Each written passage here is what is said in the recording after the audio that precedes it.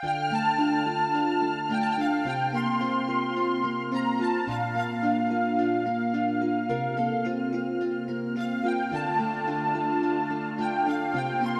sa, že dobré veci treba opakovať, pretože prinášajú radosť múdrym ľuďom a obohacujú ich o nové zážitky. Na to, že v trenčianskych Stankovciach sa dobré veci dejú, sme si už akosi zvykli, no zároveň sme sa presvedčili, že ľudia z miestneho cirkevného zboru pod vedením dvojice manželov Petrulovcov vedia dobré veci ešte zlepšiť a radosť a úsmev každému symbolicky podarovať. A keďže jednou z tých dobrých vecí bol aj minuloročný premiérový zborový ples, tešili sme sa na považie o to viac. Rok sa s rokom zišiel a tak Jarka Petrulová spolu so zástupcom zborového dozorcu Patrikom Tomíkom a sympatickou Ivonkou srdečne vítali hosti druhého zborového plesu. Je piatok, 28. január 2011, kúsok po 7 hodine večernej. Kvety v rukách krásnych dám rozkvitli a keď aj posledná rúža našla svoju novú majiteľku, ples sa mohol začať. Všetkých hostí aj tento rok privítala, biblické zamyslenie a modlitbu prečítala sestra farárka Jarmila Petrulová. Keď ste sem prišli, stálo to za to. Šla svetom láska nebeská, ktorá sa telom stala a družina ju anielská oslavou privítala.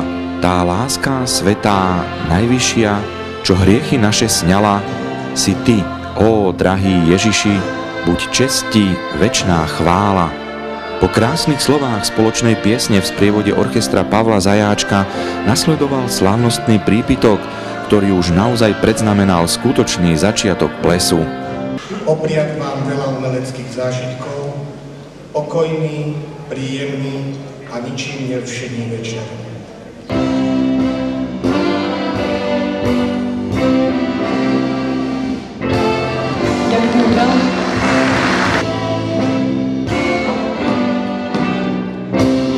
Veď k nemu nerozlučne patrí tanec a na to sa najlepšie hodia profesionáli, aby v tom správnom duchu naštartovali dobrú náladu a otvorili tanečný parket.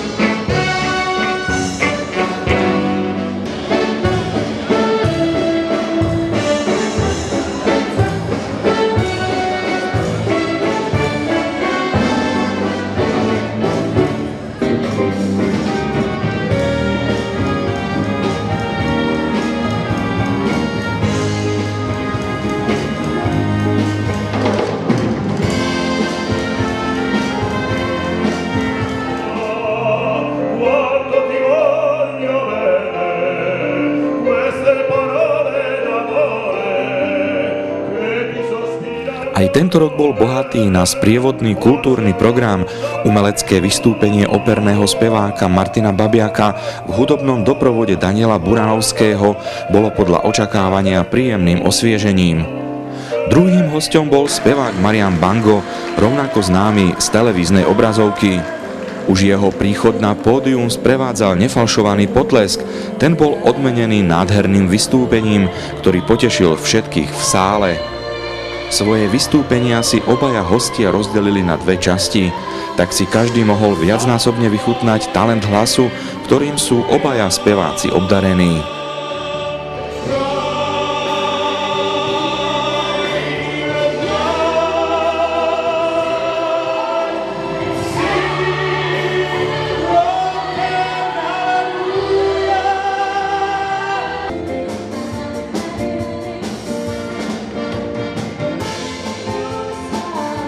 V programe ďalej účinkovali a do tanca hrali orchester Pavla Zajáčka so spevákmi Ankou Repkovou a Karolom Malým a ľudová hudba Miroslava Dudíka.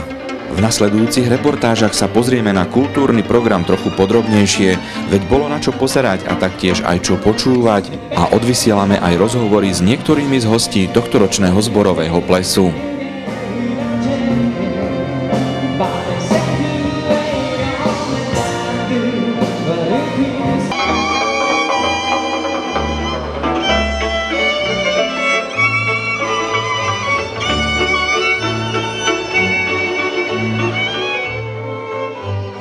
Ako sami môžete vidieť aj na týchto záberoch, druhý zborový ples sa vydaril, veď plný tanečný parket a zábava takmer do rána sú dôkazom toho, že ten, kto prišiel, určite ani tentokrát neoľutoval.